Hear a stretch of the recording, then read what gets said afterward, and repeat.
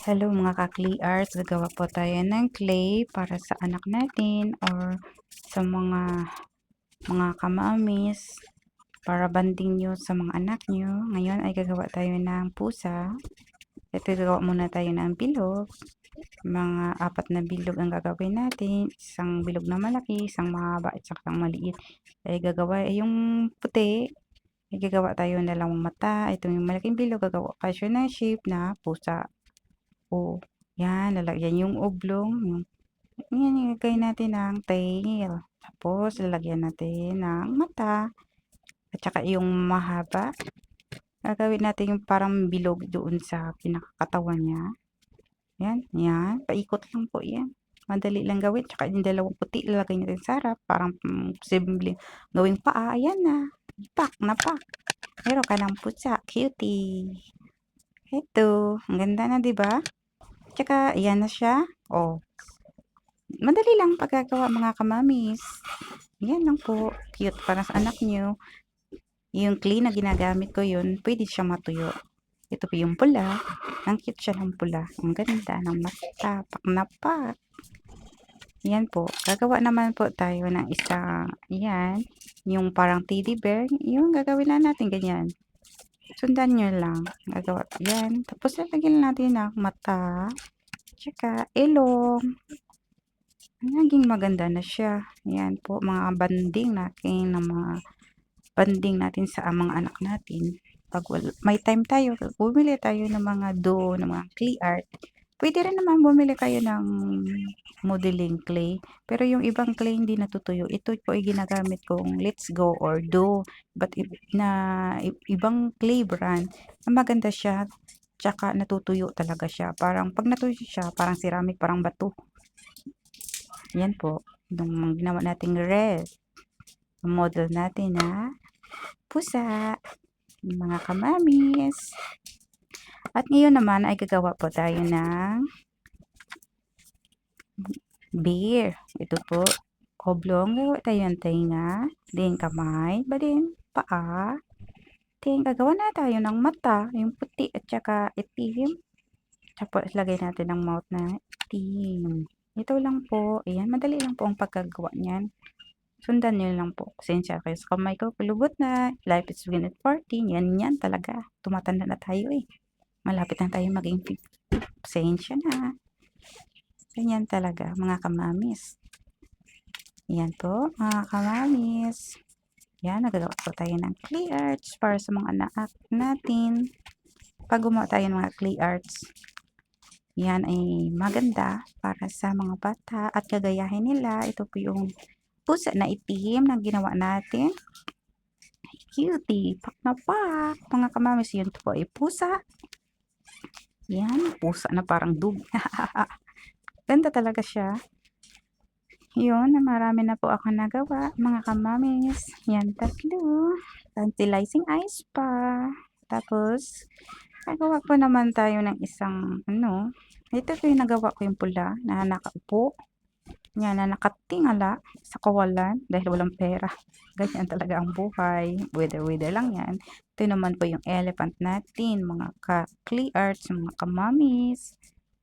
Ito po yung ginawa natin. Hihanap po sila mga animals na cuties, mga clay arts, mga kamamis. Ito po yun. At saka gagawa po naman tayo ng iba't ibang klaseng clay arts. Ito po yung aso, yung bear, iba't ibang kulay. May nakaupo, may nakatayo, may Ito naman po, gagawa po tayo ng heart. Siyempre, gagawa rin tayo ng iba't ibang kulay. Depende na lang sa inyo kung ano iba't kulay gusto nyo. Iba't ibang kulay na heart or rainbow heart, rainbow star. Star pala yan. Mga kamamis, mga kakli art. Iyon ay magandang, pag narami kayong nagawa yan, pwede nyo ibigay sa mga bata. Yung uwian ng school, tapos bigyan mo ng star. Tutuwa na yung mga bata. Basta yung gamitin yung mga clay o dough na natutuyo. Wag yung hindi natutuyo, parang malagkit. Ito naman ay natutuyo.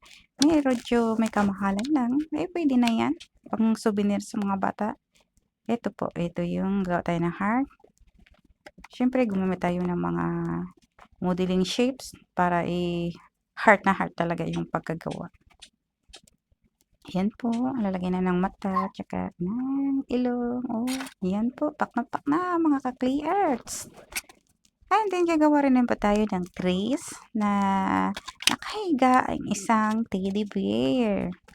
Oh, mga kamamis, mga ka-clay arts, tsaka lang kung paano gumawa ng clay arts para sa mga anak nyo. Siyempre, pag gumawa kayo ng mga clay arts, katabi rin yung anak mo, banding yun. Ikaw dito, sa kabilang mesa siya, gagayahin niya kung anong ginagawa mo. Kasi, maganda ito yung nung banding ng mga anak kaysa naman mag-cellphone ng lagi. At saka, ito yung maganda, magka-create sila ng iba't ibang animals sa pamamagitan ng clay arts, sa pamamagitan ng iba't ibang design na gusto nila. Gagawin nilang heart, animal shapes, fruits, mga 'di ba kabongga, mga ka-clay arts. Pag nakagawa kayo ng anak nyo ng iba't ibang shape, tuwan-tuwa kayo. Ang anak ko naman ay 6 years old na ngayong September. Yan na siya, nagsimula siya mag-clay arts is 5 years old. Ito, yan. Lalagyan na natin ng mata, ng ilong. Di bongga na. Yan, may clay arts pag natuyo yan. Pak na pak kasi. Pag natuyo, ang ganda tingnan siya. Hindi naman siya na pag nahulog, hindi naman siya agad-agad nababasag. Maganda kasi siya, parang semento siya pag natuyo. Merong mga clay na binibili ng mga dough na malakit. Huwag nyo yung gagamitin. Pwede naman yun yung gamitin nyo, yung pang lang, yung pang shapes lang. Ito na kasi ang ginagamit, yung natutuyo talaga.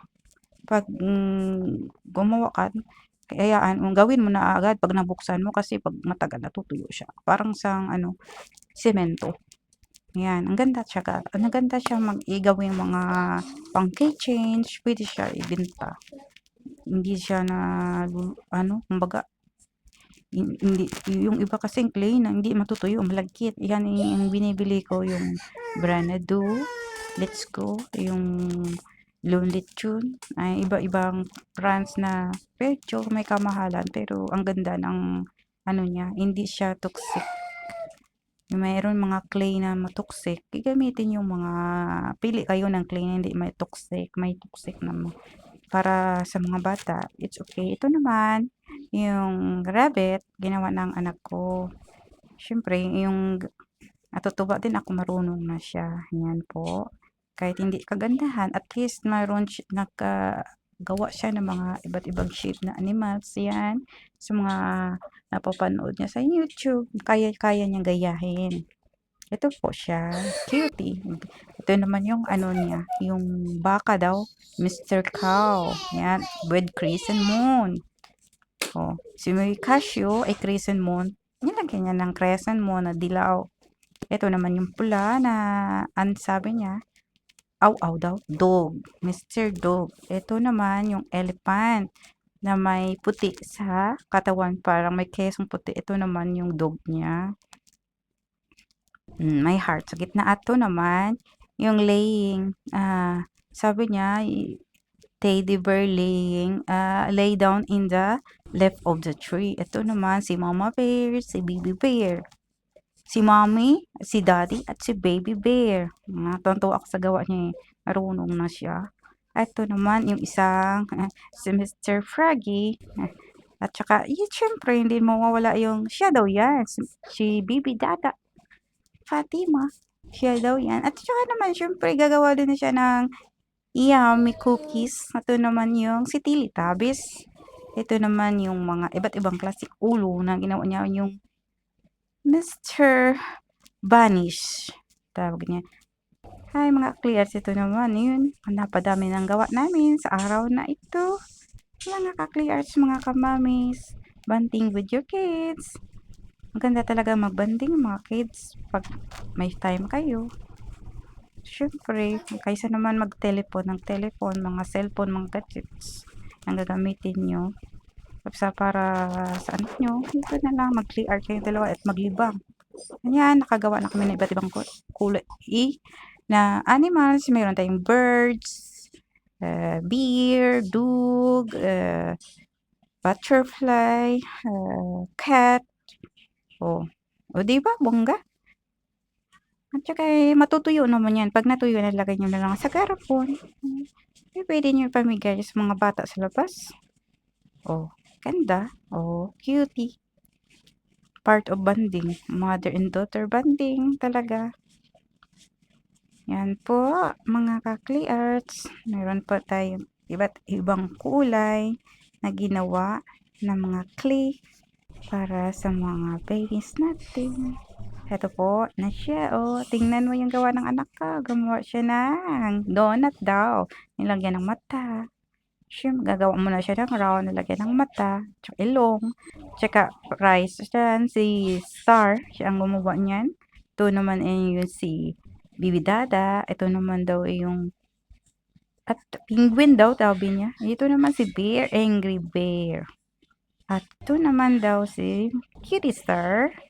Yan na sila, si Cutie Star. Yan, ang cute-cute na mga gawa niya. Natutuwa rin ako pag nakagawa siya ng mga magaganda na design na ginagaya yung mga ginagawa ko.